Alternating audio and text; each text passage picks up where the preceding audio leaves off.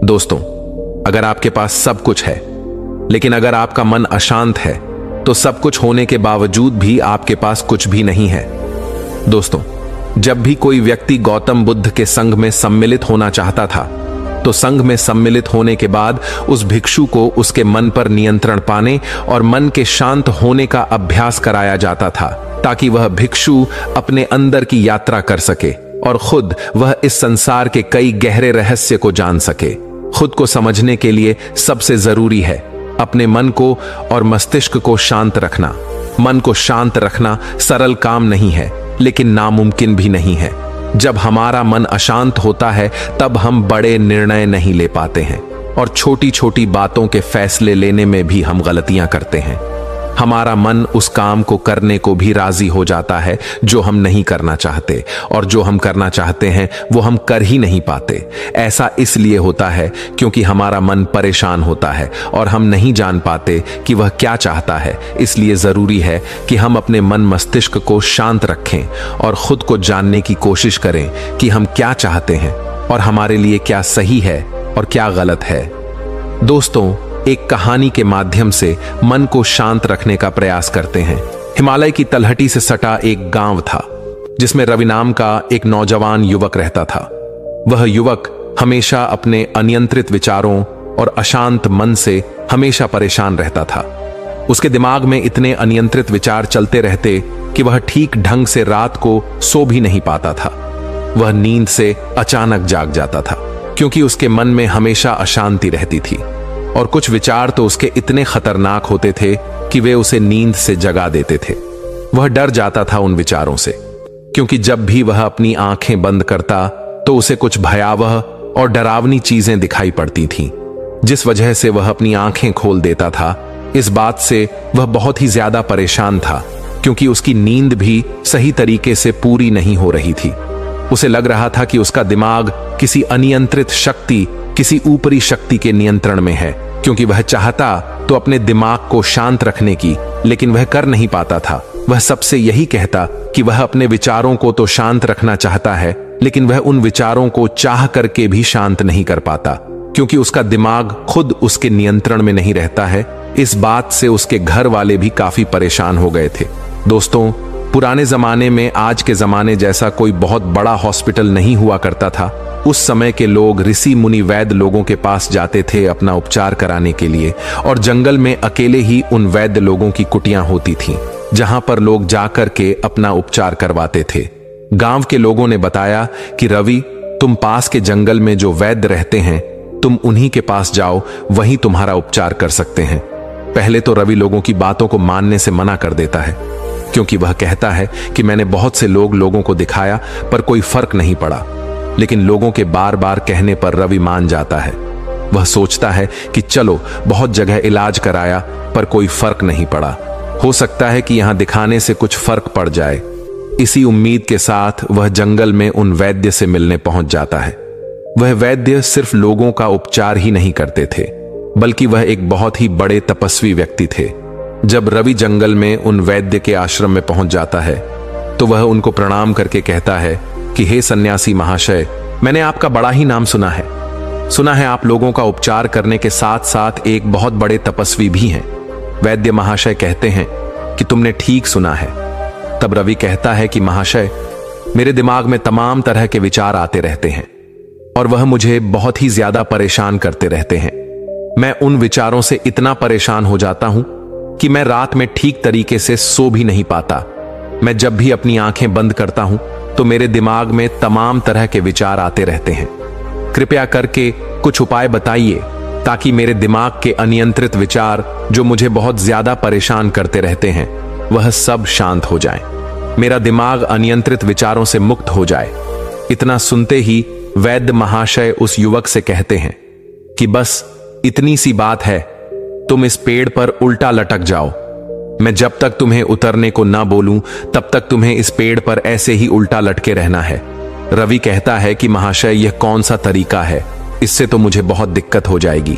आपके पास अगर कोई जड़ी ब्यूटी है तो दीजिए, नहीं तो मैं यहां से जा रहा हूं। मैं यहां उपचार नहीं करवाने वाला। उल्टा पेड़ पर लटकूं, यह मुझसे नहीं होने वाला है। यह कहां का उपचार है? फिर वह वैद्य महाशय उस युवक से कहते हैं कि अगर तुम यह काम नहीं कर सकते तो तुम मेरी कुटिया से जा सकते हो। मैं तुम्हारा इलाज नहीं कर सकता, क्योंकि अगर तुम्हें अपने मन को शांत करना है तो मैं जैसा कहता हूं तुम्हें वैसा ही करना होगा। रवि वहां से जाने को तैयार हो जाता है। फिर वह रुक जाता है और वह सोचता है कि इस वैद्य में कुछ ना कुछ तो खास बात है। हो सकता है कि इसका उपचार करने का तरीका ही अलग हो, और सोचने लग जाता है कि चलो देख ही लेते हैं। अब उसे सही होना था तो वह हर एक उपाय करने को तैयार था। वह वापस वैद्य के पास जाता है और कहता है कि ठीक है महाशय, आप जो कह रहे हैं मैं उसको करने के लिए तैयार हूं। वैद्य ने कहा कि तो ठीक है, जो तुम्हें वह पेड़ दिखाई पड़ रहा है तुम उस पेड़ पर जाकर के उल्टा लटक जाओ, और जब तक मैं ना कहूं तब तक तुम उस पेड़ पर से मत उतरना। जैसे ही रवि उस पेड़ पर लटकने के लिए तैयार हो जाता है, तभी वह वैद्य उसे रोक करके कहते हैं कि रुको रवि।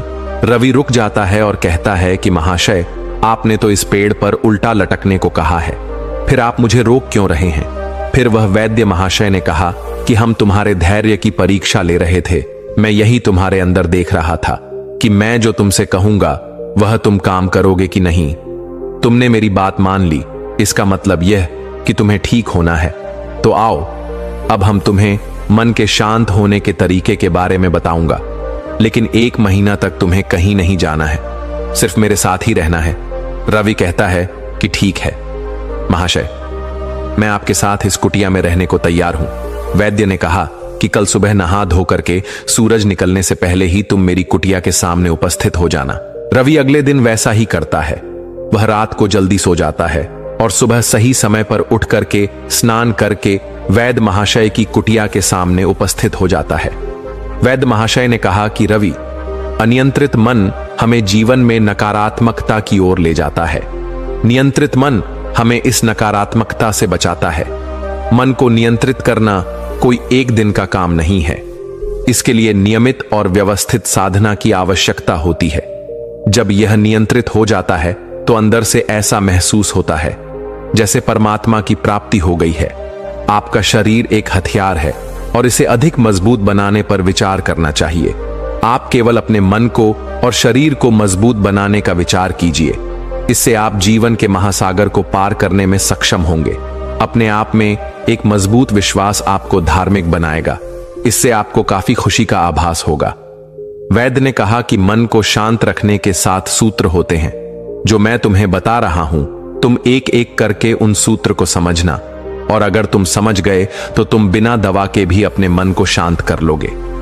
वैद्य महाशय ने कहा कि मन को शांत रखने का पहला उपाय है, जो हो रहा है उसे होने दो, जो बह रहा है उसे बहने दो। वैद्य महात्मा ने कहा कि रवि, कभी कभार कुछ चीजें हमारे अनुसार नहीं होती हैं और हम फिर उन चीजों को अपने हिसाब से करने के लिए अथक प्रयास करते हैं, लेकिन हम उस चीज में हारने लगते हैं।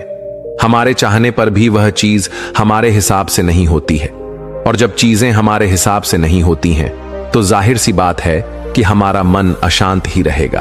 अब जैसे मैं तुमसे कहूं कि इस समय गर्मी बहुत पड़ रही है, और अगर तुम चाहो कि ठंडी ठंडी हवा बहने लगे तो यह तो असंभव है, क्योंकि हमारे चाहने से इतनी जल्दी यहां जंगल में ठंडी हवा नहीं बह सकती है। ठंडी हवा तो यहां तब बहेगी जब यहां भौगोलिक परिवर्तन होगा, वातावरण में परिवर्तन होगा, तभी जाकर ठंडी हवा बहेगी। लेकिन अगर हम यह सोचे कि ठंडी हवा बहने लगे और हमारी गर्मी मिट जाए, तो ऐसा होना असंभव है। हमें यह काम करना चाहिए, खुद को मौसम के हिसाब से ढालना है, तभी तो हम इस गर्मी से बच सकते हैं। तो कई बार व्यक्ति के साथ भी ऐसा होता है कि वह चाहता तो है कि चीजें उसके हिसाब से हो, लेकिन चीजें उसके हिसाब से होती ही नहीं। तो ऐसे समय में व्यक्ति को खुद उसके हिसाब से खुद को ढालना चाहिए, क्योंकि अगर हम वातावरण के हिसाब से, परिवेश के हिसाब से खुद को नहीं ढालेंगे तो हम बहुत ही पीछे हो जाएंगे और हम हमेशा परेशान रहेंगे और हमारा मन कभी भी शांत नहीं रह पाएगा। इसलिए वातावरण को, प्रवेश को बदलने की कोशिश मत कीजिए। चुपचाप बैठ जाइए और मन को भटकने दीजिए। जहां वह जाना चाहता है उसे जाने दीजिए। बहते झरने की तरह उसे बहने दीजिए। आप अपने आप पर दृढ़ विश्वास रखिए कि आप अपने मन को सभी दिशाओं में देख रहे हैं। अगर आप उसे रोकने का प्रयास करेंगे तो मन बेचैन होने लगेगा। इसलिए शांति से बैठ जाइए और उसे बहते नदी की तरफ अपने मन को बहने दीजिए। वह जहां जा रहा है उसे जाने दीजिए, उसे रोकने का प्रयास मत कीजिए। धीरे धीरे जब विचार आपके दिमाग में बहने लगेंगे, तमाम विचार उठने लगेंगे। विचारों का सैलाब आपको परेशान भी कर सकता है, लेकिन ध्यान रहे कि आप उन किसी भी विचार पर विचार मत कीजिए।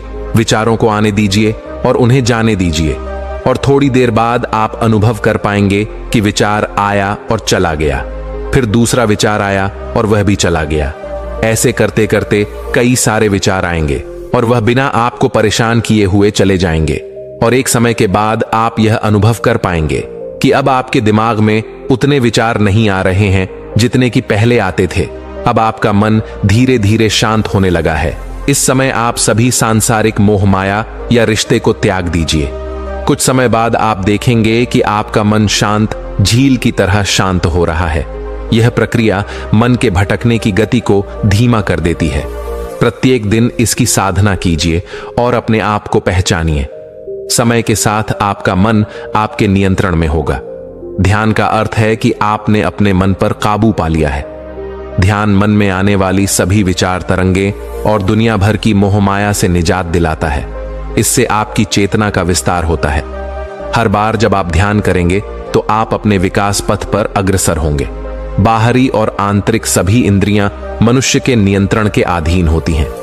कड़ी साधना के जरिए ही मनुष्य उस मुकाम को हासिल कर पाता है जहां वह प्रकृति के आदेशों व इंद्रियों के खिलाफ अपने मन को एकाग्रचित्त कर सकता है। वैद्य महाशय ने कहा कि मन को शांत रखने का दूसरा सूत्र है, अपने काम से काम रखो, किसी दूसरे के काम में टांग मत अड़ाओ। वैद्य महाशय ने कहा कि यह बात जितना सुनने में आसान लगती है उतना ही कठिन भी है। अगर तुम बेवजह दूसरों के कामों में दूसरों के बारे में सोचोगे तो तुम हमेशा परेशान रहोगे। तुम्हारा मन हमेशा ही अशांत रहेगा।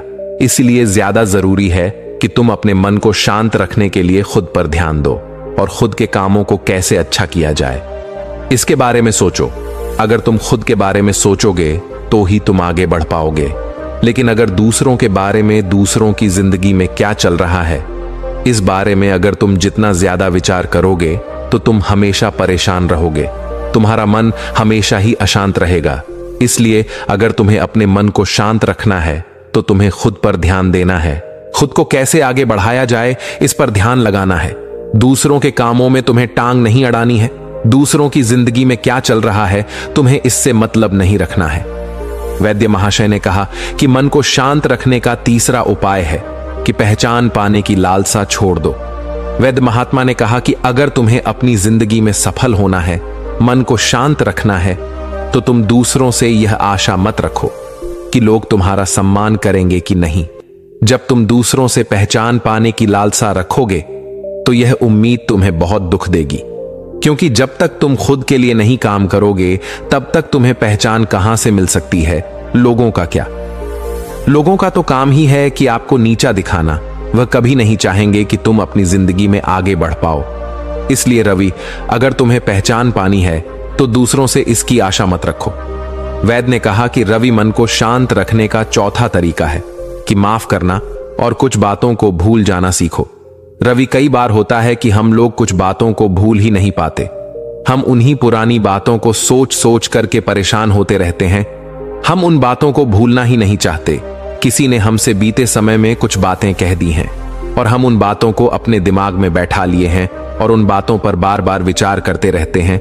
और जितना हम उन बातों पर विचार करते हैं हम उतना ही ज्यादा परेशान होने लगते हैं। इसे ऐसा समझो कि एक मीठा जहर होता है जो कि हमें अंदर ही अंदर मारता रहता है, लेकिन हमको इसका पता नहीं चल पाता है। रवि, तुम अपनी जिंदगी में कुछ करना चाह रहे हो और तुम्हें पुराने समय में जो बातें हो चुकी हैं, तुम्हारे साथ जो घटनाएं घट चुकी हैं, तुम उन बातों पर लगातार सोच रहे हो। उससे होगा क्या कि जो तुम काम करना चाह रहे हो भविष्य में उस काम पर तुम ध्यान ही नहीं दे पाओगे, क्योंकि तुम बीते हुए कल के बारे में सोच रहे हो। और जब तुम बीते हुए कल के बारे में सोचोगे तो तुम हमेशा ही पीछे रहोगे, आगे कभी नहीं जा पाओगे। इसलिए कोशिश करो कि जो बातें बीत चुकी हैं उनको भूल जाओ, क्योंकि वह बातें सिर्फ और सिर्फ आपको परेशान ही करेंगी। आपको को फायदा देने वाली नहीं है। वैद्य ने कहा कि मन को शांत रखने का 5वां तरीका है लंबी और गहरी सांस ले। जब भी तुम्हारा मन अशांत होने लगे तो तुम गहरी और लंबी सांस लेने का प्रयास करो। यह मन को शांत रखने का अचूक और सरल उपाय है। जब तुम अपना ध्यान सांस लेने पर केंद्रित करते हो तब तुम्हारे मस्तिष्क में अच्छे रसायन स्रावित होते हैं जो मन को नियंत्रित करने और मन को खुश रखने में बेहद अहम भूमिका निभाते हैं। जब भी आपका मन अशांत हो तो आप 10 बार गहरी लंबी सांस लेना शुरू करें और जब तक संभव हो सके सांस को रोकने के बाद धीरे धीरे इसे छोड़ दें। सांस भरते वक्त अपना ध्यान फेफड़ों पर केंद्रित करना चाहिए। ऐसा करने से मन और मस्तिष्क में भावनात्मक विचार नहीं आते हैं और शांति का अनुभव होता है। वैद्य ने कहा कि मन को शांत करने का 6ठा उपाय है योग करना। यह बात तो सभी जानते हैं कि योग से न सिर्फ तन बल्कि मन भी स्वस्थ और शांत रहते हैं। इसलिए मन को शांत करने के लिए योग करना एक बेहतरीन उपाय है। नियमित रूप से योग करने से व्यक्ति हेल्दी रहता है। शांत दिमाग और मन के लिए शरीर का स्वस्थ होना बहुत ज्यादा जरूरी होता है। इसलिए प्रतिदिन कम से कम 30 मिनट तक योगा जरूर करना चाहिए। ध्यान केंद्रित करें।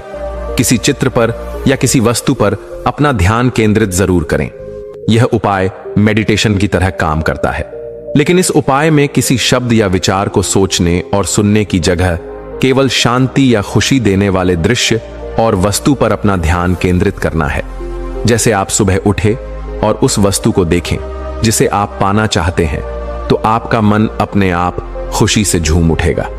वैद्य महाशय ने कहा कि रवि मन को शांत रखने का 7वां और अंतिम उपाय है कि हमेशा सकारात्मक रहे। आपका मन जब भी परेशान होता है तो नकारात्मक विचार आपके दिमाग पर हावी होने लगते हैं। इसीलिए जरूरी है हमेशा सकारात्मक विचारों पर ध्यान केंद्रित करें।